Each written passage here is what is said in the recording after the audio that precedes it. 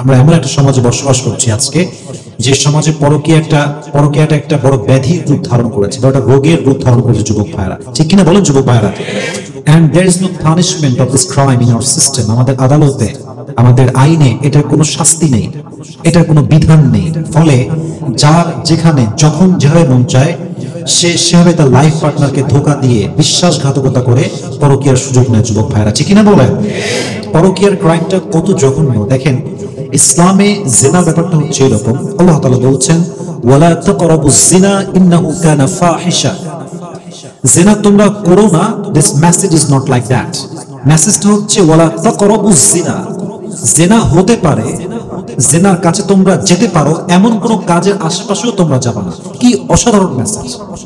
কারণ জিনা এটা এমন একটা অন্যায়, এটা এক স্টেপেই হয়ে যায়, এটা স্টেপ বাই স্টেপ হয়। প্রথমে চোখে চোখ হয়, পরে কথা হয়, আস্তে আস্তে হাতে হাত, আস্তে আস্তে স্টেপ বাই স্টেপ গ্রাজুয়ালি এটা শারীরিক সম্পর্কের দিকে ধাবিত হয় যুবক ভাইরা, ঠিক কিনা বলেন যুবক ভাইরা?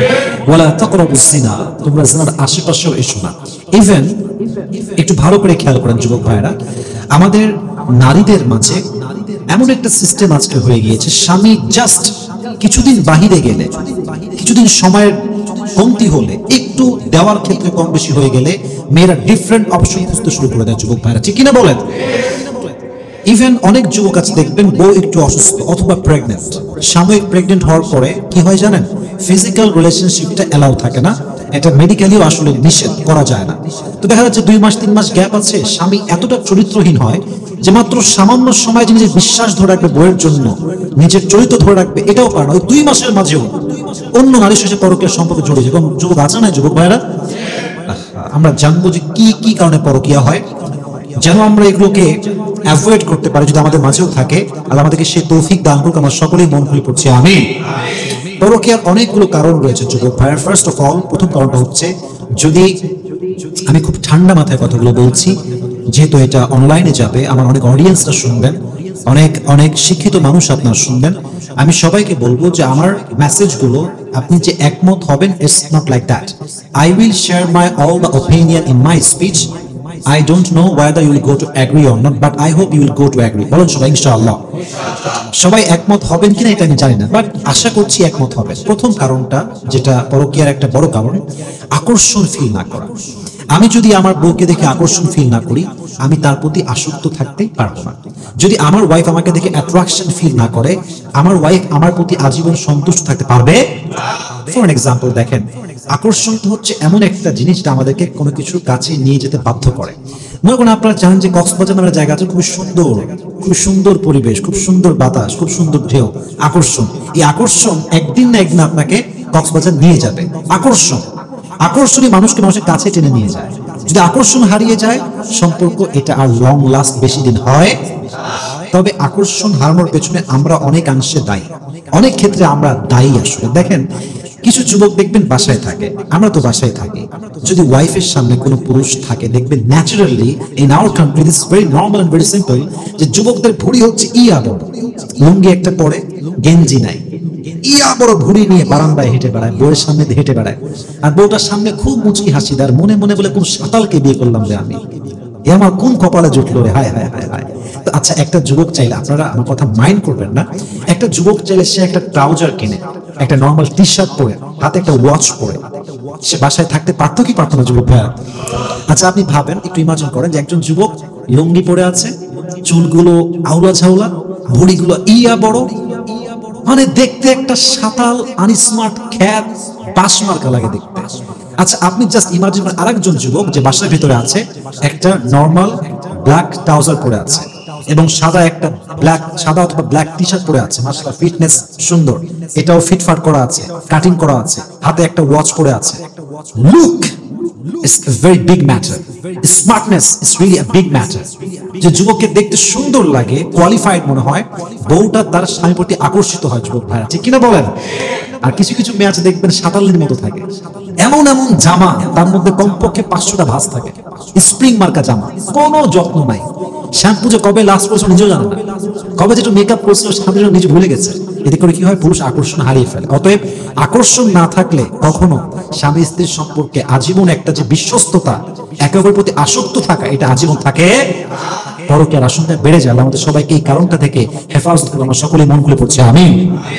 2 নাম্বার, পরকীয়ার বড় একটা কারণ হচ্ছে লাইফ পার্টনারের প্রতি মানসিক শান্তি বা মায়া না থাকা। আমি আবারও রিপিট করছি, যুবক ভাই একটু মন দিয়ে চোখে চোখ রেখে শুনবেন। যদি আপনার স্ত্রীর প্রতি আপনার মায়া এবং মানসিক শান্তি না থাকে, আপনি আপনার স্ত্রীকে আজীবন ভালোবাসতে পারবেন না। দেখুন, মানুষকে আসলে দড়ি দিয়ে বেঁধে রাখা যায় না। মানুষ মানুষের প্রতি আটকায় একমাত্র মানসিক শান্তি এবং মায়ার দ্বারা। মায়া থাকলে কাউকে দড়ি দিয়ে বাঁধতে হয় না, মায়ার বন্ধনে তাকে আজীবনের জন্য বেঁধে দেয় যুবক ভাইরা, ঠিক কিনা বলেন? তবে মানসিক শান্তি আপনি আপনার ওয়াইফের জন্য পাবেন তখন যখন আপনার ওয়াইফের ব্যাপারে আপনার হৃদয়ে কোনো স্পট থাকবে না, কোনো দাগ থাকবে না। আপনার ওয়াইফকে দেখে ফিল হবে যে yes, this is just mine, এটা শুধুমাত্র আমার। এর গায়ে পরপুরুষের কোনো দাগ নাই, এর চরিত্রে কোনো দাগ নাই, এর সতীত্বে কোনো দাগ নাই, এই নারীটা শুধুমাত্র আমার।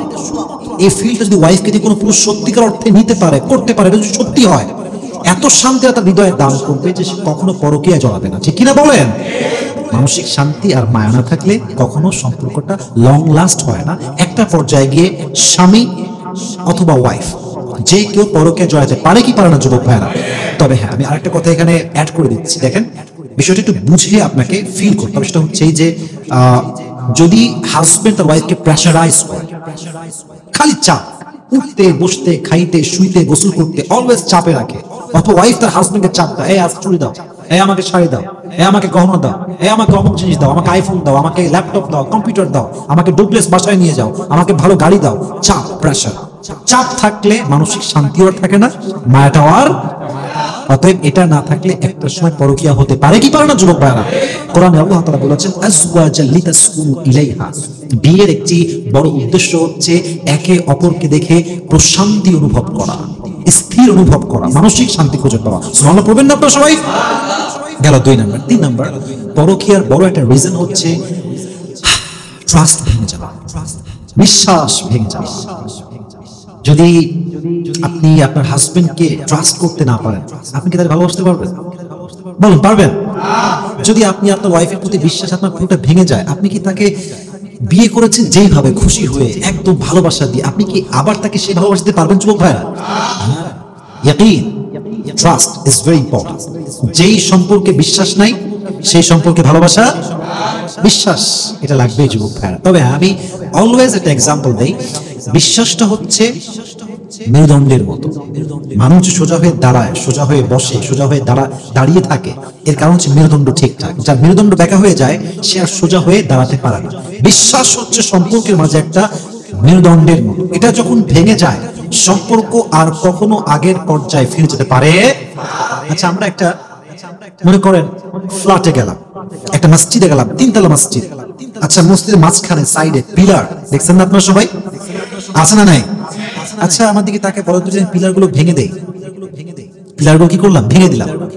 ছাত্র উপরে থাকবে, নিচে পড়বে, নিচে পড়বে, কারণ ভিত্তিটাই হচ্ছে পিলার। সম্পর্কের ভিত্তি হচ্ছে বিশ্বাস। বিশ্বাস হচ্ছে পিলার। এটা ভেঙে গেলে সম্পর্ক ভেঙে যায়, বিশ্বাস ভেঙে গেলে ভালোবাসাও ভেঙে যায়, ঠিক কিনা বলেন? আপনি ইসলামকে দেখেন, ইসলামকে বোঝেন, আপনি তার ভালো করে বুঝবেন।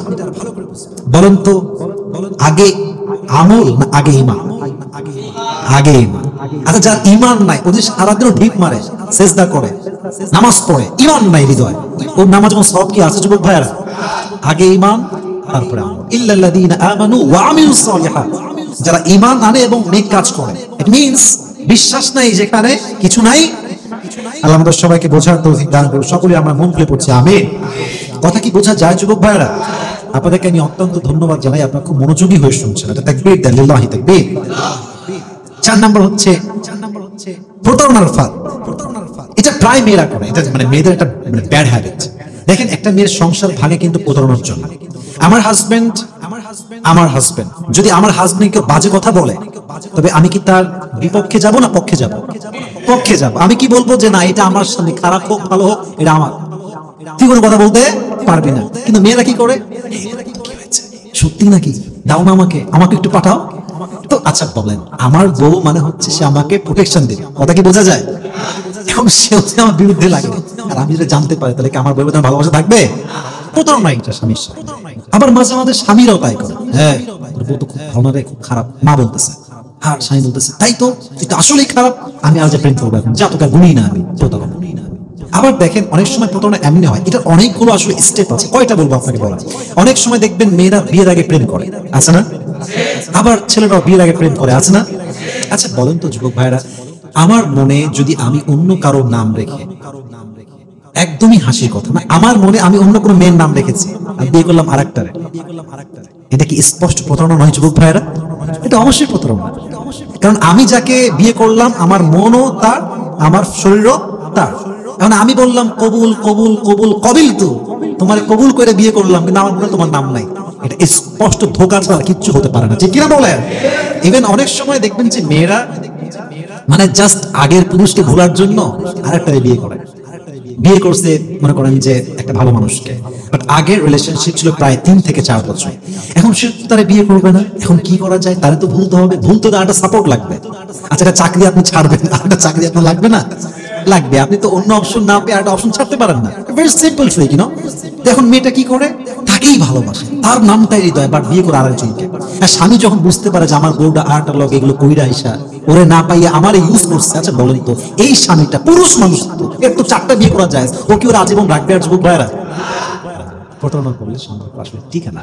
অতএব আমি যুবকদেরকে বলবো, বোনদেরকে বলবো, উইথ ডিউ রেসপেক্ট, কাউকে ইউজ করার জন্য বিয়ে করবেন না, কাউকে ইউজ করার নিয়তে বিয়ে করবেন না, কাউকে বিয়ে করবেন না অন্য কাউকে ভোলার জন্য। বিয়ে করবেন আল্লাহর জন্য, দ্বীনের জন্য, নিজের জন্য, চরিত্রের জন্য, উত্তম দ্বীনদার চরিত্রবান সন্তান গড়ার জন্য, ঠিক কিনা বলেন যুবক ভাইরা? আল্লাহ প্রতারণার ফাঁদ থেকে আমাদের সবাইকে হেফাজত করে, আমরা সকলেই মন খুলে পড়ছি আমিন। আচ্ছা আসুন আর 1 নাম্বার আমরা যাই, 4টা হয়েছে তাই না? এবার আসুন 5 নাম্বার। 5 নাম্বার হচ্ছে সময় না দেওয়া। যদি স্বামী তার ওয়াইফকে সময় না দেয়, ওয়াইফ তার স্বামীকে সময় একদমই না দেয়, পরকীয়ার আশঙ্কা যুবক ভাইরা আছে না নাই? আপনি যত ব্যস্ত হন, আপনি প্রাইম মিনিস্টার হতে পারেন, বাট আপনি আপনার ওয়াইফকে সময় দিবেন রাজি আছেন ইনশাআল্লাহ? 6 নাম্বার পশ্চিমা কালচার। অনেক মেয়ে দেখবেন হিন্দি সিরিয়াল দেখে, দেখে না? বলো না দেখে না? দেখবেন যে কুটনামি কেমনে করে, কেমনে শাশুড়িকে বাস দেয়, কেমনে ননদকে বাস দেয়, সারাদিন দেখতে আছে।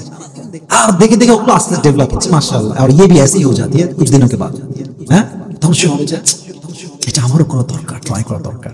তবে বিয়ে করেছে তো শাদী হওয়া তো क्या हुआ यार, हम भी तो कर सकते हैं ना, बस করে ফেলে। তো পশ্চিমা কালচার ফলো করতে গিয়ে কি হয়, একটা পর্যায়ে গিয়ে যুবকের চরিত্র, মেয়ের চরিত্র, সবার চরিত্র নষ্ট হয়ে যায়, ঠিক কিনা বলেন যুবক ভাইরা? এবার আসুন আমরা 7 নাম্বার কারণে যাই। এটা একটু বুঝে শুনে আপনাকে ফিল করতে হবে। আমাদের মাইন্ড হচ্ছে 2 প্রকার, বলেন সবাই কয় প্রকার? বলেন সবাই কয় প্রকার? একজনের মাইন্ড হচ্ছে এরকম যে তোমার অতীতে কি ছিল ডাজন্ট ম্যাটার, কথা একটু বুঝে ফিল করবেন। তোমার অতীত কি ছিল ডাজন্ট ম্যাটার, তুমি আমার সঙ্গে এখন কেমন আছো দ্যাটস দ্য ম্যাটার। এরকম মাইন্ড আমাদের অনেকের আছে না, যে ভাই এই মেয়েটা আগে খারাপ ছিল, ভাই নায়িকা ছিল, মডেল ছিল, সারা খানের মতো ছিল, but you know she came back and she returned to the deen, মাশাআল্লাহ ভালো এখন হয়ে গিয়েছে, ওকে ফাইন। আগে কি ছিল doesn't matter, present is most important, বিয়ে করবো সমস্যা নেই, কথা কি বোঝা যায়?